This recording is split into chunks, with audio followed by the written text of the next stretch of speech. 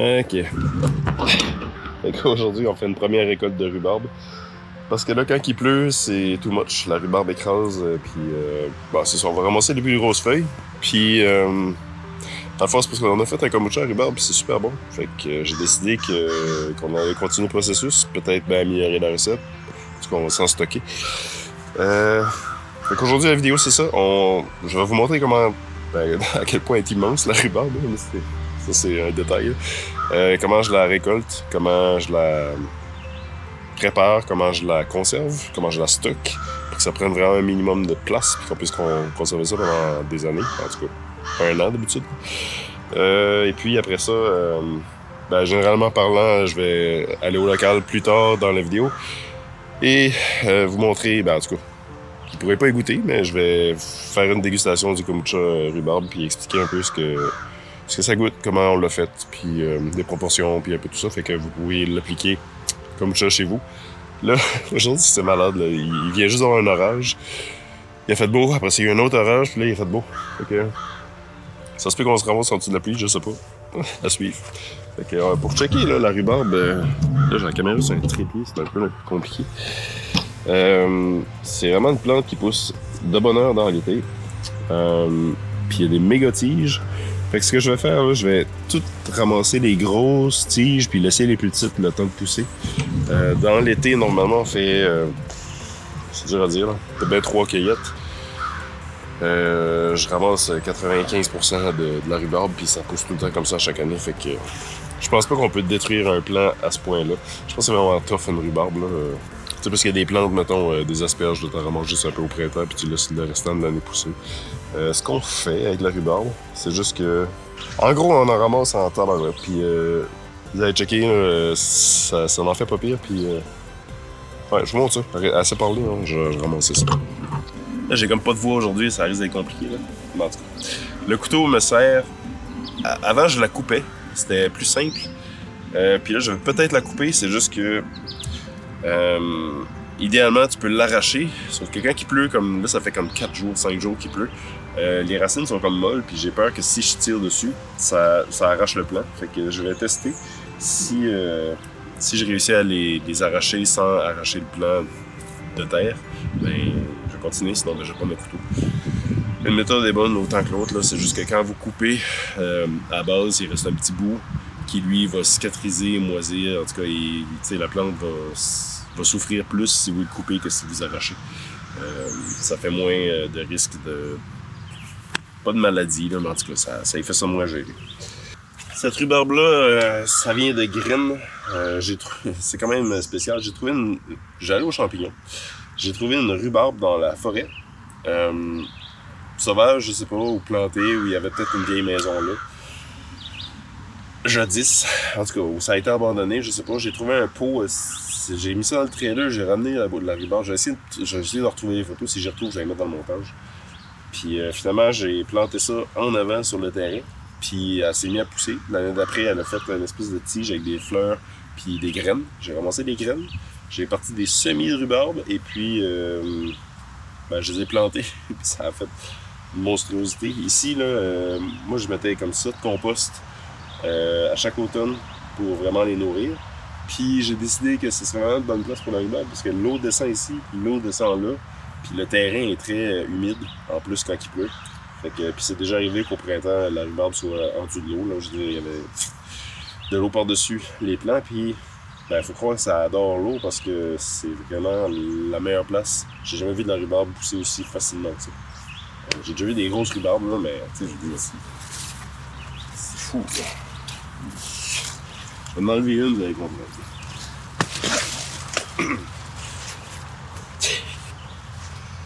Pour vous donner une idée de mon genou, ici, là.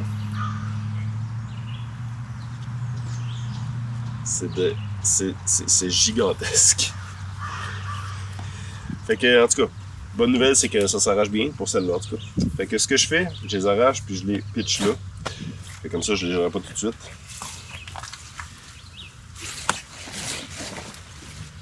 Fait que je la craque puis je donne un petit coup sec. Et on pitch ça là.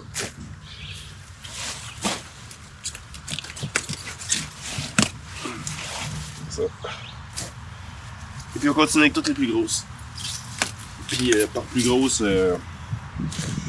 tu sais comme... Je vais laisser les petites comme ça, mais pour vrai j'aurais pu les ramasser parce que ça va repousser après.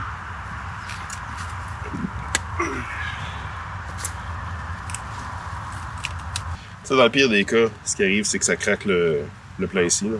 Mais ce qu'on veut vraiment, là, c'est ça ici. Là. C'est comme gluant un peu. Là. Mais quand tu réussis à l'enlever, l'espèce de forme de cuillère, là, ça c'est le best. Là. Super simple pour le plan de recover après ça. Là. Ah, ça va être déjà cassé.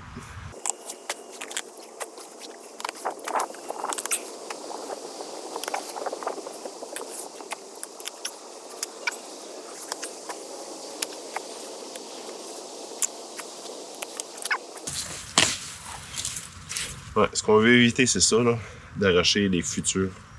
Idéalement, c'est de... Ça aurait juste garder ça ici dans la terre. Tout bad. Ça, c'est même trop petit. Bon, fait que par rhubarbe, voici ce que j'ai ramassé avec 2 plants. Puis, voici ce qui reste. Je garde les plus petits comme ça ici. C'est pas nécessairement ceux-là qui vont proliférer après, mais c'est juste, bon, tu sais, ça ici, ça risque de devenir une très grosse, ça aussi. Fait que, tu sais, je veux juste, c'est ça qu'il faut faire attention de conserver, parce que c'est eux autres qui vont... Super. En tout cas, bref, c'est eux autres qui continuent l'été. Ici, est-ce que ça a fonctionné? Je sais pas. Ouais, ici, il y en a d'autres, là. Fait que, on ressemble à ça. Il me reste à faire ça pour tout ça. Fait que je sac tout ça sur le côté. Puis après ça, ben, je me ramasse un ballot de rhubarbe. C'est carrément ça. Fait que je vais partir un timelapse pour tout de suite.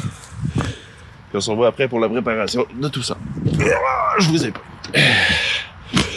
Je suis là.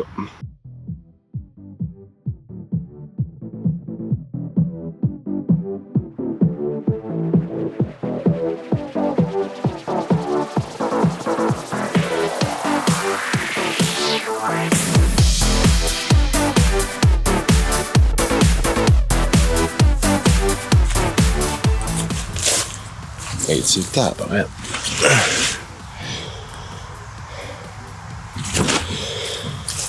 Voici le champ de bataille. Puis là, j'ai peut-être un ménage à faire. Là. Il y a de l'ortie ici qui pousse que j'ai planté dedans en serre, qui était une erreur. Une erreur. Ça pousse partout. Ça pousse là, ça pousse là-bas, ici. Puis pour ceux qui connaissent l'ortie, ça pique. Là, j'ai les mains qui pétillent, c'est dur à dire. Là. Fait que là, ça vient la tâche satisfaisante, on va dire. Parce que c'est quand même le fun à faire. C'est jusque-là, j'en ai en tabarouette. Je pense que c'est ma plus grosse récolte à date parce que ben, c'est la première de l'année, elle est toujours plus grosse. Mais il y a tellement plu, puis il a fallu que j'attende, fait que ça a poussé, puis là, ben, en tout cas, ça va me prendre un trailer pour ramener ça. Fait que je vous montre ce que je fais après. C'est pas bien dur. Je pense qu'ils appellent ça un économe. Bref, c'est un petit couteau style à patate.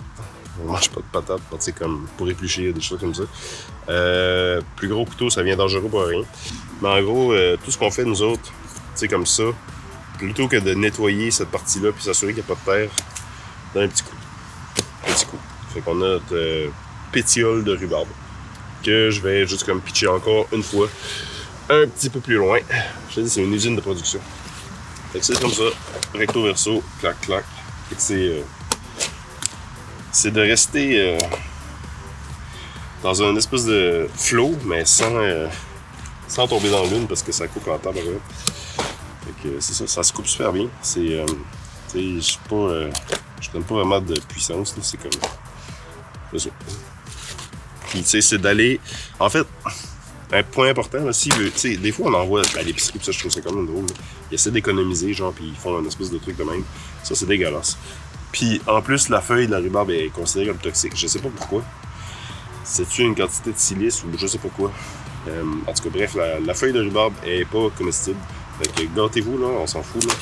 Enlevez-en en masse, là, puis vous allez voir que... Au bout de la ligne, vous n'avez pas sauvé grand-chose d'économie de bout de chandelle sur la feuille de rhubarbe, là, c'est pas même, tu sais. C'est ça. Il y en a des plus grosses que d'autres. C'est pas grave, on les donne le même traitement. C'est toute la même chose. Ça évite de devoir nettoyer tout ça. Puis après ça, nous autres, on s'en va dans l'évier. On va tout ramener ça, passer ça dans l'évier, toutes les nettoyer un après l'autre.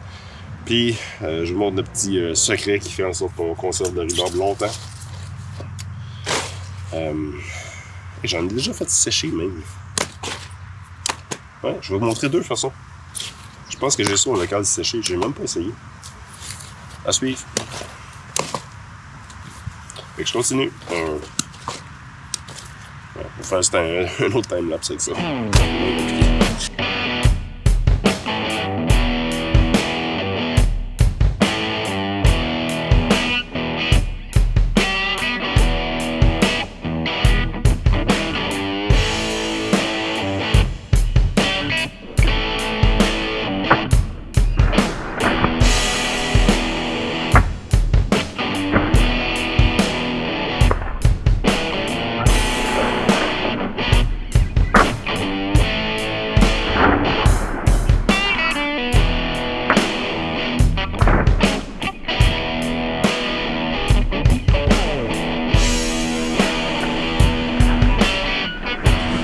Bon, ben une chose de fait, maintenant il me reste à les préparer pour les conserver.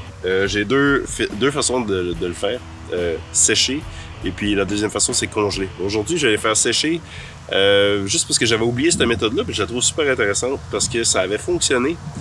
Puis un jour il faudrait que je fasse le test, il faudrait que je sache exactement quelle quantité d'eau est évaporée pour savoir quelle quantité de rhubarbe est-ce que je pourrais mettre dans une prochaine brasse. Si on se comprend, là, c'est juste que si ça pèse, mettons, 800 grammes ou 700 grammes, ce qui me surprendrait même pas, c'est ça le pire, puis qu'une fois séché, ça en pèse 100, ça voudrait dire qu'il faut que je mette 7 fois plus de rhubarbe congelé que de rhubarbe séché pour avoir relativement le même résultat. Tout simplement parce que ce qui est évaporé, c'est de l'eau et non des saveurs. Puis le kombucha va réabsorber, le kombucha va rentrer dans la rhubarbe séchée, va la regonfler, puis après ça, il y a un échange qui va se faire avec le temps des saveurs qui va remettre ça dans le kombucha. Bref.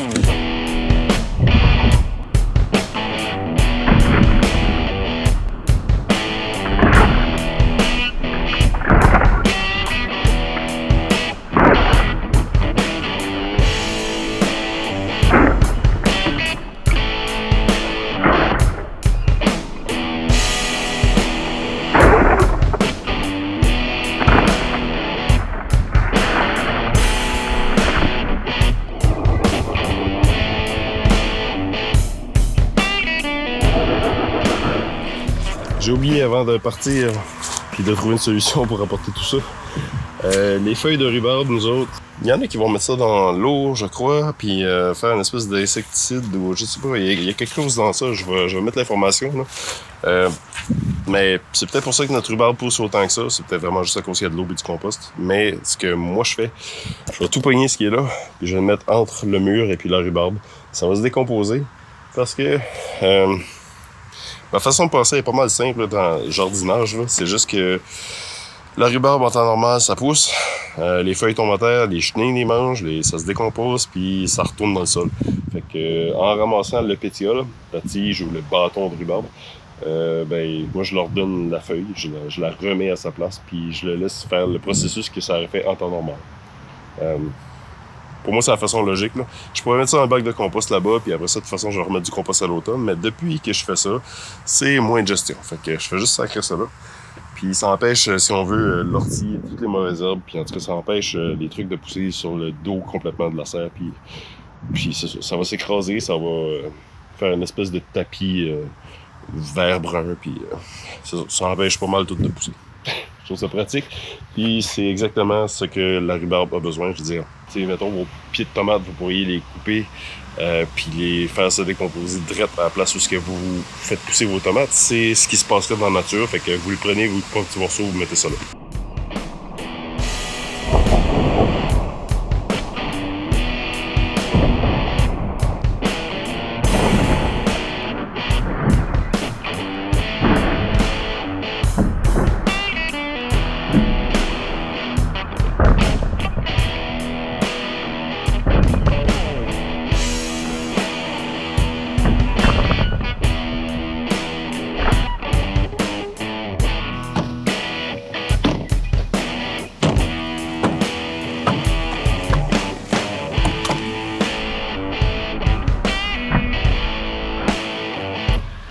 scène.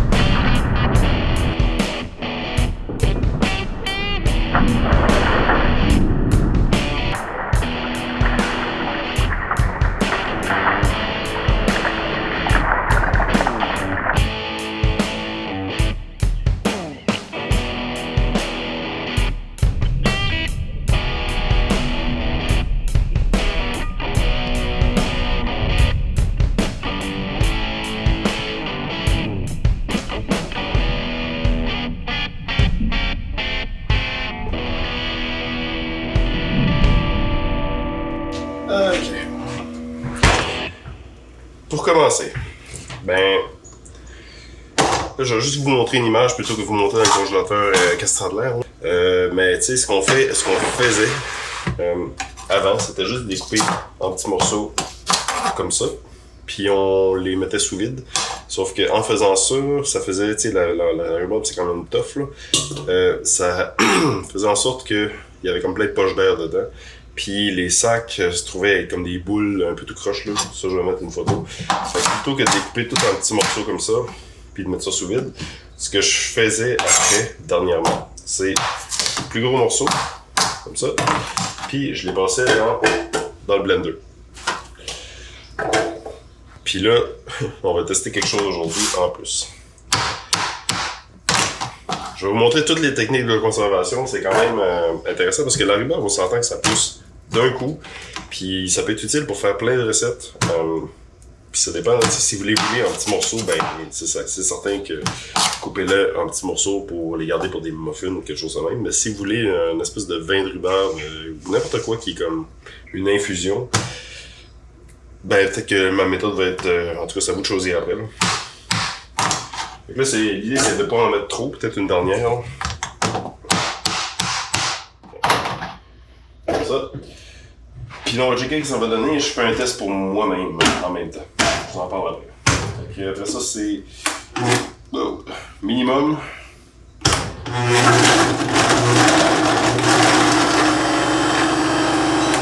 Pas d'enjeu.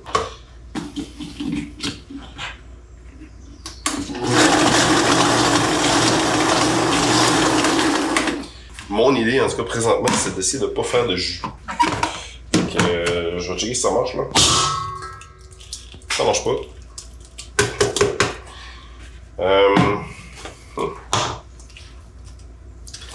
J'aurais aimé ça le faire sécher comme ça. Pour la raison que, tu sais, toute la fibre elle est faite. Fait que là, je l'ai fait pour la cause, là, ça ressemble à ça. Une espèce de fibre mouillée, très mouillée.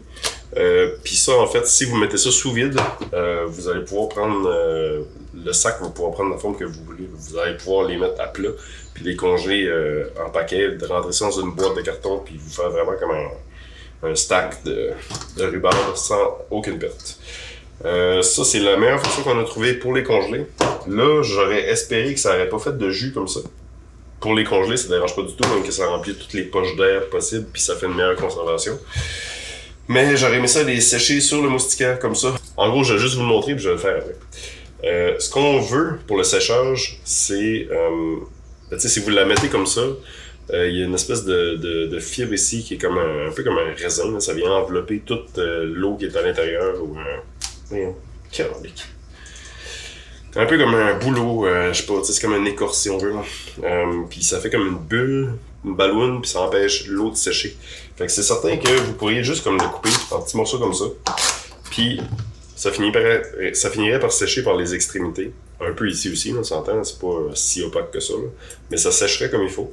Mais ma meilleure façon que j'ai trouvée, en fait, je la coupe comme ça, sur au moins la longueur. Fait que là, on vient de faire découvrir toutes les fibres sur toute la longueur du truc, là.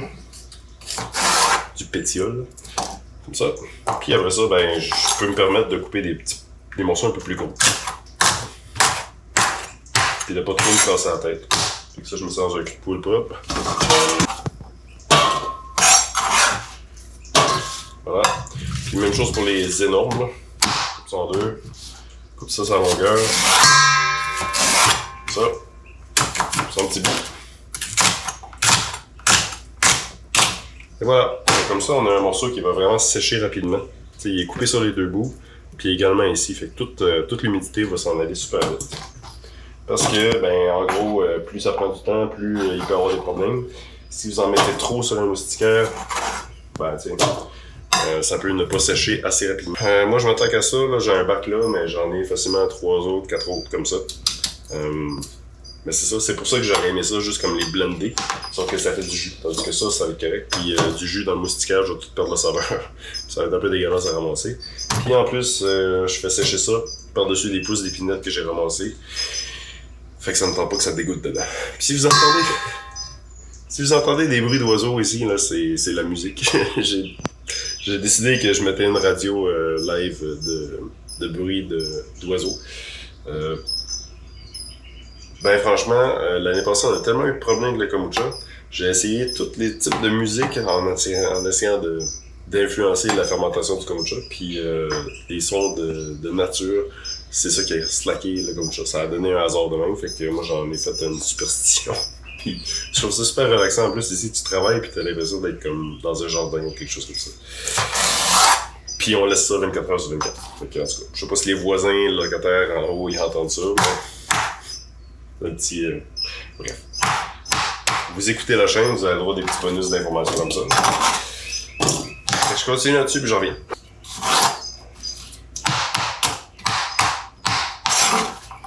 Faites attention à vos doigts, hein, c'est une bonne swing là. Puis c'est ça, j'ai pas... tu sais, ça n'a pas besoin d'être parfait là, tu sais, comme... Moi, je les coupe de même, tu sais... S'ils sont pas séparés nécessairement, là, je vais faire exprès, là.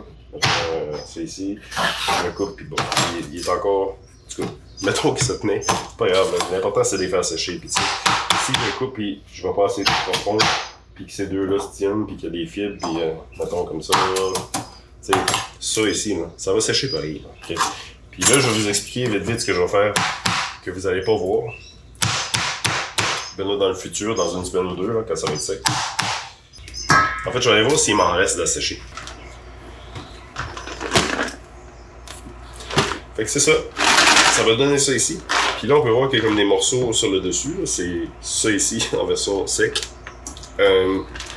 Puis, dans le fond, ce que je fais, c'est on les fait sécher. Puis une fois qu'ils sont secs, pour être certain que quand ils vont être réhydratés, en plus d'avoir coupé en deux, si on veut comme ça, ben moi je les passe dans ça ici mais séchés. Fait que là, eux autres sur le dessus ça paraît pas, mais en dessous on peut voir qu'il y a comme de la poudre. Ben c'est ça, c'est que j'ai comme tout broyé ça, mais rapidement, juste pour enlever une couche si on veut de protection puis etc. qui fait que quand on va l'infuser dans le kombucha, ça va vraiment donner sa saveur beaucoup plus rapidement.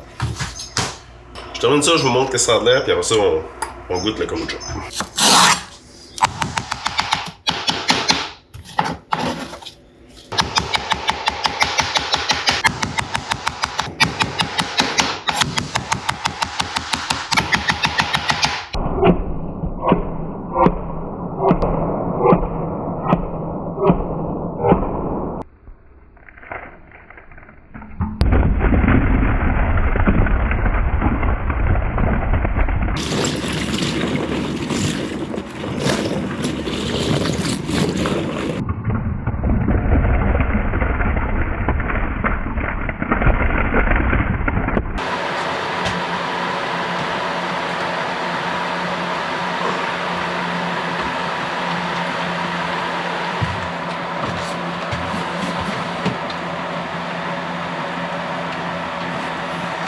Fait que je vais avoir deux autres deux autres moustiquaires à ajouter encore.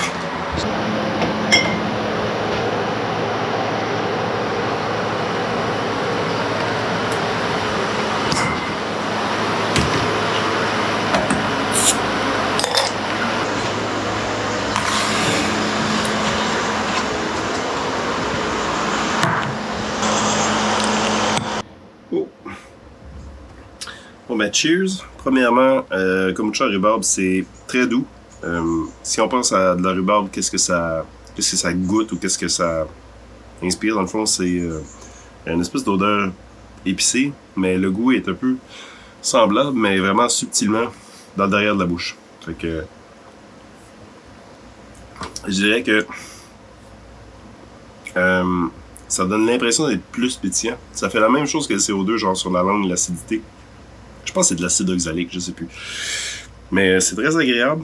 Ça me rappelle un kombucha aux chanterelles qu'on avait fait, où est-ce que tabarette que de la chanterelle, ça goûte. Mais dans le kombucha, c'est que ça fit bien.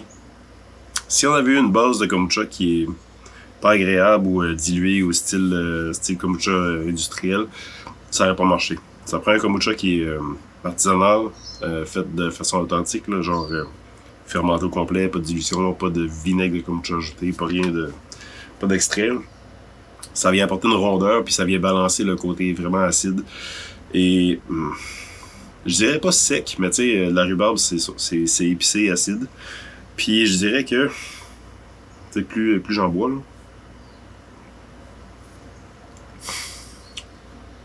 c'est juste un super bon kombucha. On pourrait, tu sais, faudrait, tu sais, c'est pas tout le monde qui dirait genre, ah oui, ça c'est la rhubarbe.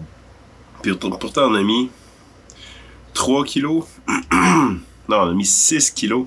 On a mis 6 kilos dans 55 litres de kombucha. Fait que tu sais, c'est 1 kilo pour 10 litres. C'est 100 grammes par litre. J'en mettrais encore plus. Et puis c'est surprenant, la couleur rouge apparaît pas. Notre rhubarbe est un petit peu rouge, mais attendez-vous pas à ce que ça fasse un kombucha genre rouge. En fait, c'est vraiment la pleure qui est rouge. Des fois, il y en a quelques pétioles qui sont rouges à l'intérieur, mais on peut voir que ça fait vraiment un kombucha jaune. Ben, il y a une petite teinte, là, genre beige. Mais il faudrait savoir si on en met plus. C'est sûr que sécher, ça va être un produit acide. Faire sécher de la rhubarbe, il faudrait la faire lyophiliser pour garder la couleur. D'après moi, ça vient beige. Le rouge va oxyder, il va faire un genre de brun beige. Bref. On est quand même parti de la rhubarbe au kombucha. En passant à voir le processus de conservation. Si c'est trop long une vidéo, vous le dites. Si vous auriez fait 3 vidéos avec ça, vous le dites. Si c'est parfait, vous le dites. Puis, ben c'est ça. À la prochaine. Cheers!